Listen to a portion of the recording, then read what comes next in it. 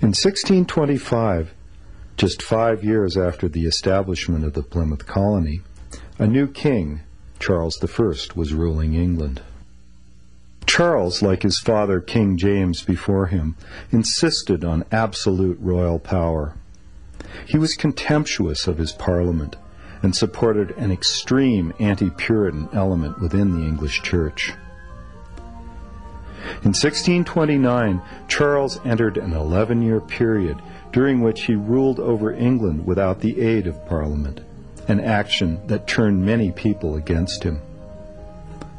And also in the year 1629, the king granted a charter to a Puritan named John Winthrop to establish a new colony along the forested shore of Massachusetts Bay, just to the north of New Plymouth.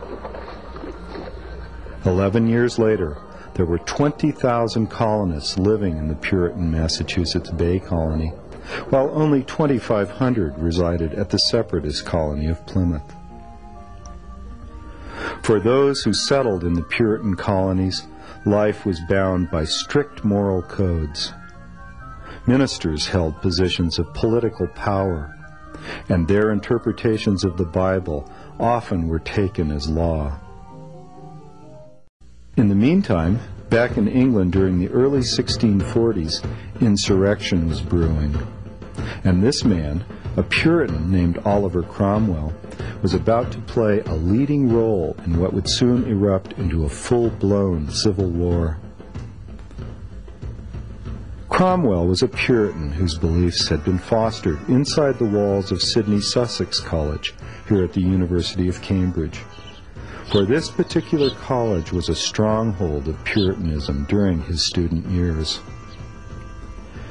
During the first part of the Civil War, Cromwell lived in this house in the town of Ely, not far from Cambridge. And no doubt its kitchen was a good place for him to think over the difficult problems that confronted him, until his duties as a military leader finally took him away. Cromwell's parliamentary forces captured London and its royal fortress early in the war. So for 4 years' time, the court of the king was based here at Oxford, where strong support existed both for the monarchy and the established Church of England.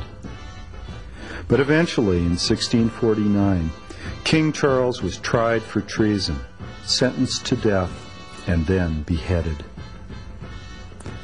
Thereafter, the monarchy was abolished, and Oliver Cromwell, a Puritan, assumed the title of Lord Protector and ruled over England for 5 years' time.